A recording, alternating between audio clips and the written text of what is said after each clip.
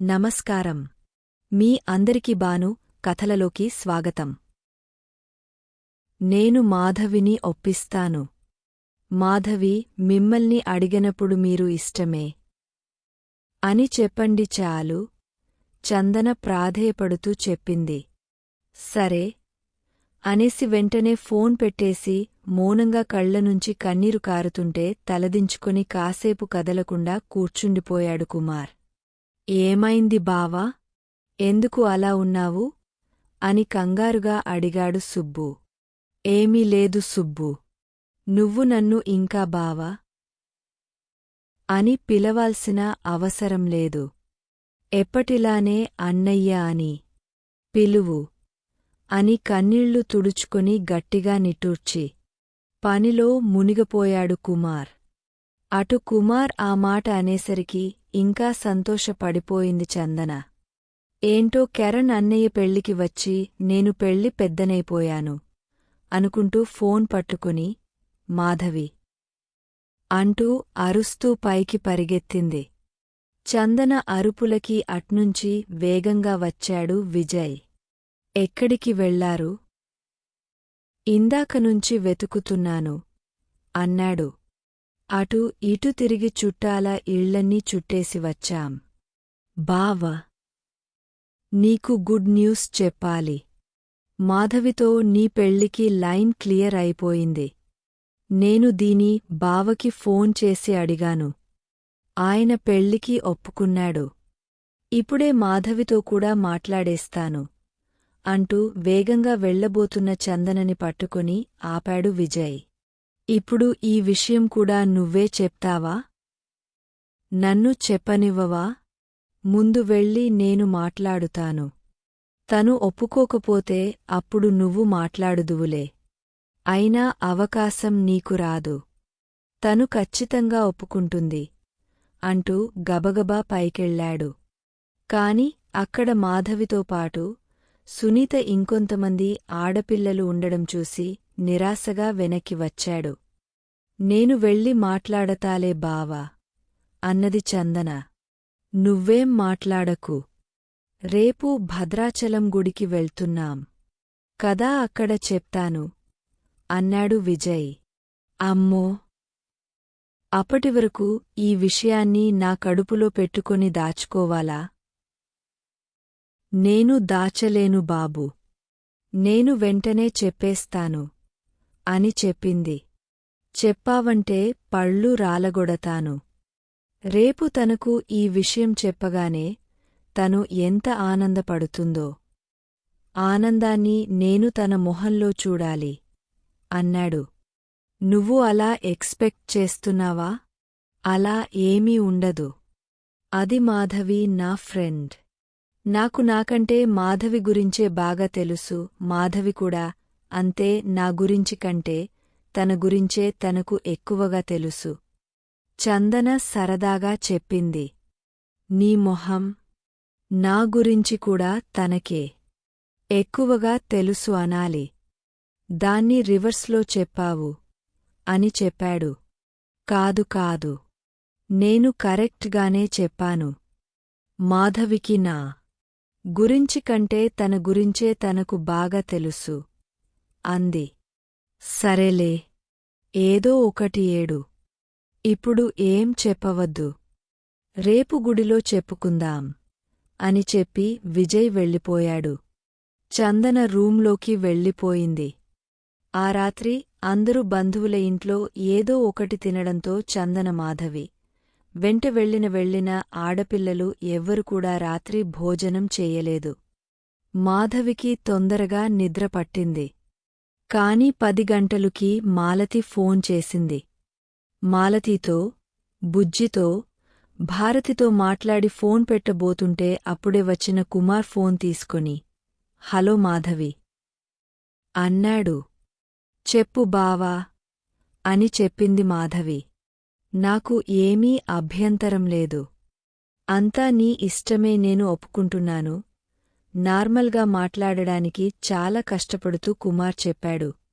దేనికి బావ ఒప్పుకుంటున్నావు అని మాధవి అయోమయంగా అడిగింది. నీతో చందన ఏమీ మాట్లాడలేదా? ఆశ్చర్యంగా అడిగాడు కుమార్.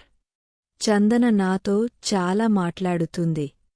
కాని నువ్వు ఒప్పుకునేది ఏ విషయం? మేము రేపు భద్రాచలం గుడికి వెళ్తున్నాము. దాని గురించి చెబుతున్నావా? నువ్వు ఒప్పుకున్నా, ఒప్పుకోకపోయినా ఇంత దూరం వచ్చాక నేను భద్రాచలం గుడికి వెళ్లకుండా ఎందుకు ఉంటాను? దానికి నీ పర్మిషన్ నాకెందుకు? మాధవి విసుగ్గా చెప్పింది. సర్లే, నేను ఏదో అనుకున్నాను, జాగ్రత్తగా వెళ్ళెరా అంటూ ఫోన్ పెట్టేశాడు. చందన మాధవిని నేను ఒప్పిస్తాను అని చెప్పింది. ఇంకా చెప్పలేదా అనుకున్నాడు కుమార్.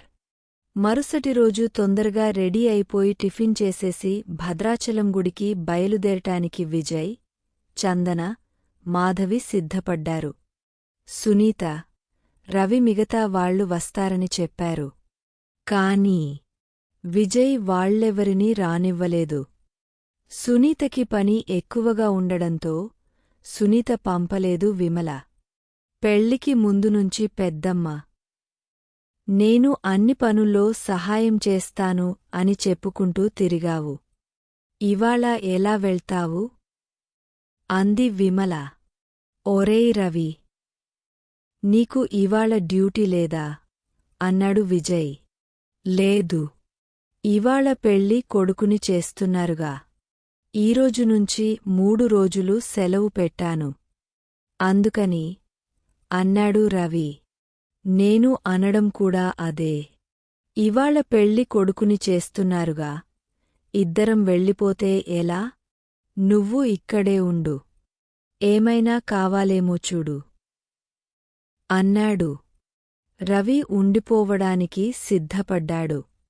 నేను, మాధవి మాట్లాడుకునేలోపు విజయ్కి రవి తోడుగా ఉంటాడు అనుకుని చందన మాత్రం రవిని లాక్కొని బయలుదేరింది. దారిలో రవి ఉండేసరికి విజయ్ ఏమీ మాట్లాడలేకపోయాడు. కొంచెం సేపటికి గుడికి వెళ్లారు.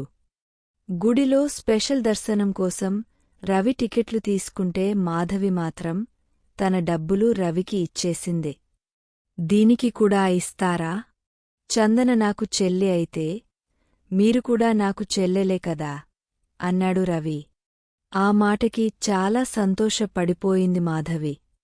నేను అన్నయ్య అని ఎవరిని పిలవలేదు. మీరా మాట అన్నారు. అది చాలు అన్నయ్య అంది. అన్నయ్య అని పిలుస్తావు, డబ్బులు మాత్రం తీసుకోవన్నమాట అడిగాడు రవి. నేను ఇస్తేనే నాకు దైవ దర్శనం చేసుకున్నట్టు తృప్తిగా అనిపిస్తుంది. ఈ చెల్లాయి ఆనందాన్ని దూరం చేస్తావా అన్నయ్య అని మాధవి చమత్కారంగా అంటూ తనకు కావాల్సినవన్నీ తానే కొనుక్కొని వెళ్ళింది. మాధవి గుడిలో ప్రశాంతంగా దైవ దర్శనం చేసుకుంది. మాధవి గుడి మొత్తం తిరిగి చూసింది. కొన్ని ఫోటోలు కూడా తీసుకుని మాలతికి పంపింది. గుడి అంతా తిరిగాక మాధవిని చందన భక్తులు ఎక్కువ లేని చోట కూర్చోబెట్టింది. నీతో ఒక విషయం చెప్పాలి. నువ్వు ఒప్పుకున్నా, ఒప్పుకోకపోయినా నీ ఇష్టం. కాని నాతో స్నేహాన్ని మాత్రం నువ్వు తుంచుకోకూడదు. నన్ను తప్పుగా అనుకోకూడదు అని చెప్పింది చందన. ఏంటే ఈ మాటలు? కొత్తగా మాట్లాడుతున్నావు? నవ్వుతూ ప్రశ్నించింది మాధవి. నువ్వు అలాగే నవ్వుతూ ఉండు, ఇంకేమీ చెప్పకు. ఈ గుడిలో నీ జీవితాన్ని మార్చబోయే ఒక మాట చెబుతున్నాను అంటూ మెల్లగా విజయ్ మాధవి గురించి ఏమనుకుంటున్నాడో చెప్పడం మొదలుపెట్టింది. చందన చెప్తూ ఉండగానే విజయ్ కూడా అందుకొని తాను మాధవిని పెళ్లి వివాహం చేసుకుంటాను అన్న విషయం, మరియు రాధిక ఒప్పుకున్న విషయం చెప్పాడు. ప్రశాంతంగా స్తంభానికి ఆనుకొని నవ్వుతూ వినడం మొదలుపెట్టిన మాధవి కాసేపటికే మొహంలో ఎక్స్ప్రెషన్ మార్చి రకరకాల ఎక్స్ప్రెషన్స్ పెట్టి కళ్ళు పెద్దవి చేసి కోపంగా చూసేసరికి చందనకి విషయం అర్థమైంది. చూడు, నువ్వు ఒప్పుకుంటే ఒప్పుకున్నాను అని చెప్పు, లేదంటే లేదు. ఏదైనా నీ ఇష్టమే. అంతే. ఇలా కోపంగా చూడకు అని బ్రతిమలాడుతూ చెప్పింది. దీనికి విషయం తెలియదు కాబట్టి ఇది ఇంత ప్రశాంతంగా అడుగుతుంది అనుకుని, నాకు ఇష్టం లేదు, మా ఇంట్లో వాళ్లు కూడా ఒప్పుకోరు చెప్పింది మాధవి. మీ ఇంట్లో వాళ్ళు అని చెప్పబోతున్న చందనను ఆపి, ముందు మీకెందుకు ఇష్టం లేదో చెప్పండి అన్నాడు విజయ్. నాకు అసలు పెళ్ళంటే ఇష్టం లేదు. నేను బాగా చదువుకొని ఉద్యోగం చేయాలి అంతే అని చెప్పింది. అది పెళ్లి చేసుకొని కూడా చేయొచ్చు కదా అన్నాడు విజయ్. ఏదో మాట్లాడబోతున్న మాధవిని ఆపి కాస్త దూరంగా తీసుకెళ్ళింది చందన. విజయ్ చెప్తుంది కరెక్ట్ మాధవి. విజయ్ చదివిస్తానని, ఉద్యోగం కూడా చేయిస్తానని, మీ నాన్నను వెతకడానికి కూడా సాయం చేస్తానని చెప్పాడు. నువ్వు, నేను బంధువులను కూడా అవుతాం, జీవితాంతం మనం కలిసి ఉండొచ్చు. ఎందుకు కాదు అంటున్నావు? బాగా ఆలోచించి నువ్వు ఒప్పుకోవడం వల్ల అన్ని సమస్యలు తీరిపోతాయి అన్నది చందన. నీ మొహం. మా ఇంట్లో వాళ్ళు ఒప్పుకోరు అంది మాధవి. ఎవరు? మీ కుమార్ బావ ఒప్పుకోనిది. మీ బావ ఎప్పుడో ఒప్పుకున్నాడు అని చెప్పింది. మా బావ ఎప్పుడు ఒప్పుకున్నాడు అని ఆశ్చర్యంగా అడిగింది. నేను నిన్నే ఫోన్ చేసి అడిగాను. మీ బావ ఒప్పుకున్నాడు అని చెప్పింది. నిన్న కుమార్ ఆ మాట ఎందుకన్నాడో ఇప్పుడు అర్థమైంది మాధవికి. బాగా కోపం వచ్చింది. అయినా సరే, నాకు ఇష్టం లేదు అంది మాధవి. నాకు ఆల్రెడీ పెళ్ళి అయిపోయింది. ఈ విషయం చందనకి ఎలా చెప్పాలి? అయినా కుమార్ బావ అంత అర్జెంట్గా ఎలా ఒప్పుకున్నాడు అంటే అని ఆలోచిస్తూ ఉంటే మాలతి చెప్పిన మాటలు గుర్తొచ్చాయి. నాకులాగే బావ కూడా ఇష్టం లేని పెళ్లి చేసుకున్నట్టుంది. అందుకే వెంటనే పెళ్లికి ఒప్పుకున్నాడు అని మాధవికి అనిపించింది. ఎంతైనా విజయ్తో పెళ్లికి మాత్రం ఆమె సిద్ధపడలేదు. చందనతో అదే మాట చెప్పింది. కాని చందన నిదానంగా మాట్లాడుతూ, వెంటనే చెప్పొద్దు, ఆలోచించు, బాగా ఆలోచించు అని పదేపదే చెప్పేసరికి సరే, ఆలోచించి చూస్తాను అని చెప్పింది మాధవి. ఇంకా ఉంది. ప్లీజ్ సపోర్ట్ చేయండి. అమూల్యమైన సలహాలను కామెంట్ల రూపంలో అందిస్తారని ఆశిస్తూ మీ ఎస్. బాను. మీకు ఈ కథ నచ్చినట్లయితే లైక్ చేయండి, షేర్ చేయండి. ఇంకా బాను కథలును సబ్స్క్రైబ్ చేయడం మరిచిపోకండి. Thank you.